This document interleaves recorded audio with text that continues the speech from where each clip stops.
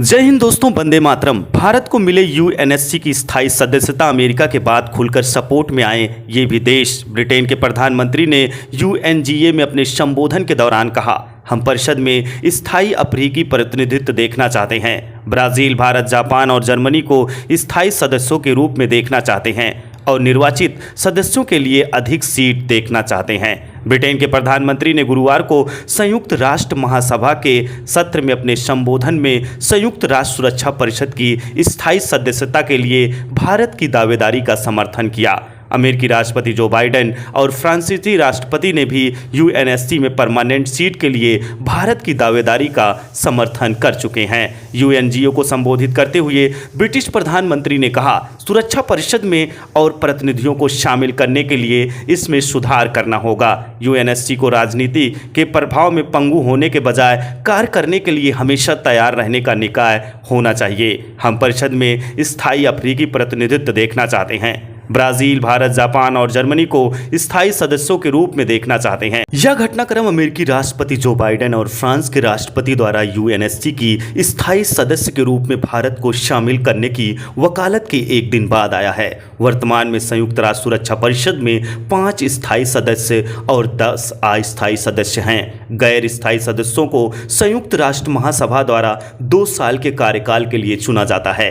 5 स्थायी सदस्य रूस, यूनाइटेड किंगडम, चीन, फ्रांस और संयुक्त राज्य अमेरिका किसी भी ठोस प्रस्ताव को वीटो करने की शक्ति रखते हैं। इससे पहले बुधवार को फ्रांस के राष्ट्रपति ने संयुक्त राष्ट्र महासभा में अपने संबोधन के दौरान संयुक्त राष्ट्र सुरक्षा परिषद में भारत को स्थायी सदस्य के रूप में शामिल करने की वकालत की थी। उन्होंने यूएनएससी को अधिक समावेशी बनाने की आवश्यकता पर बल देते हुए ब्राज़ील, जापान, जर्मनी और 2 अफ्रीकी देशों की सदस्यता का समर्थन किया है। फ्रांस के राष्ट्रपति ने कहा, आइए संयुक्त राष्ट्र को और अधिक कुशल बनाएं। हमें इसमें और अधिक प्रतिनिधियों को शामिल करने की जरूरत है। हाल तो सबसे बुरा, भारत, रूस और जापान को पीछे छोड़ते हुए एशिया में तीसरा सबसे शक्तिशाली देश बन गया है, जिसका खुलासा सिडनी स्थित लॉबी इंस्टीट्यूट के 2024 एशिया पावर इंडेक्स में हुआ। बता दें, पिछले साल भारत को चौथे नंबर पर रखा गया था। तो हम ये सब जानते हैं कि एशिया दुनिया का सबसे बड़ा महाद्वीप है, जहां दुनिया की आधी से ज़्यादा आबादी रहती है। संयुक्त राष्ट्र के अनुसार आज एशिया में 48 देश हैं, जिनकी कुल जनसंख्या लगभग 4.6 बिलियन है। बता दें, ऑस्ट्रेलियाई थिंक्स टैंक लॉबी इंस्टीट्यूट ने एशिया पावर इंडेक्स रिपोर्ट 2024 जारी की है, जिसमें भारत ने पहली बार जापान को पछाड़कर तीसरा स्थान हासिल किया है। ऐसे में कह सकते हैं कि एशिया में भारत की शक्ति बढ़ रही है। साथ ही ये देश अपने अपने टूरिज्म सेक्टर में भी और देशों को पछाड़ रहे हैं।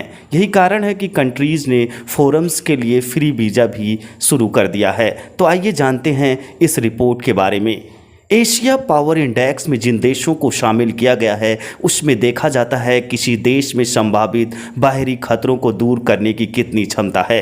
बता दें, एशिया पावर इंडेक्स में कुल 27 देशों का आकलन किया गया था, जिसके बाद ये रिपोर्ट जारी की गई है। एशिया पावर इंडेक्स में जिन देशों को शामिल किया गया है, उसमें देखा गया है किसी देश में संभावित बाहरी खतरों को दूर करने की क्षमता। बता दें, एशिया पावर इंडेक्स में कुल 27 देशों का आकलन किया गया है। भारत एशिया में अपनी ताकत बढ़ा रहा है। एशिया पावर इंडेक्स रिपोर्ट 2024 के अनुसार भारत जापान को पछाड़कर 39.1 पॉइंट के साथ तीसरे स्थान पर है। ऐसे में जहां भारत एशिया में अब तीसरी सबसे बड़ी शक्ति है, वहीं अब अभी भी सुपर पावर बनने से काफ़ी दूर है। बता दें, पिछले साल भारत को इस रिपोर्ट में चौथा नंबर मिला था। इंडेक्स रिपोर्ट के अनुसार भारत का पड़ोसी देश 72.7% पॉइंट के साथ चीन दूसरे स्थान पर। यह कहना गलत नहीं होगा कि चीन की गिनती सुपर पावर देशों में की जाती है। बता दें, चीन अपने टूरिज्म सेक्टर में भी काफ़ी ज़्यादा मजबूत है। यहाँ एक ऐसी अनोखी चीज़ें हैं जिन्हें आप सपने में भी नहीं सोच सकते। घूमने के मामले में यहाँ विदेशियों की सबसे ज़्यादा भीड़ देखी जाती है। जहाँ भारत और रूस जापान को पीछे छोड़ते हुए एशिया में तीसरा सबसे शक्तिशाली देश बना है, वहीं इस लिस्ट में सबसे ऊपर 81.7 के साथ संयुक्त राज्य अमेरिका का नाम सबसे ऊपर है। चौथे स्थान पर जापान, पाँचवें स्थान पर ऑस्ट्रेलिया, छठवें स्थान पर रूस और सातवें नंबर पर साउथ कोरिया, आठवें नंबर पर सिंगापुर और नौवें नंबर पर इंडोनेशिया है। एशिया पावर इंडेक्स रिपोर्ट 2024 के अनुसार एशिया में भारत की सबसे बड़ी ताकत उसकी विशाल आबादी, भूभाग और अर्थव्यवस्था है। पिछले कई सालों से देखा गया है कि भारत पूरी शक्ति के साथ विस्तार कर रहा है। कोविड-19 के बाद मजबूत आर्थिक वृद्धि ने भारत की आर्थिक क्षमता को बढ़ा दिया, जिसके चलते कहा जाता है भारत एशिया पावर इंडेक्स में तीसरे स्थान के योग्य है। यही नहीं, भारत को टूरिज्म के रूप में काफ़ी पहचान मिली है। भव्य मंदिरों से लेके ऐतिहासिक इमारतों तक ऐसी कोई जगह नहीं जहां आंकड़ा लाख के पार ना जाए। विदेशियों में भी भारत देखने की होड़ पिछले कुछ सालों से बढ़ रही है।